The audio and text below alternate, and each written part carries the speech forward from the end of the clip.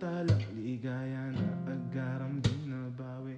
Hindi pinapahalata ang pagpatok ng luha sa aking labi, dahil ang pag-iyak daw ay simbolo ng kabawasan ng pagkalalaki.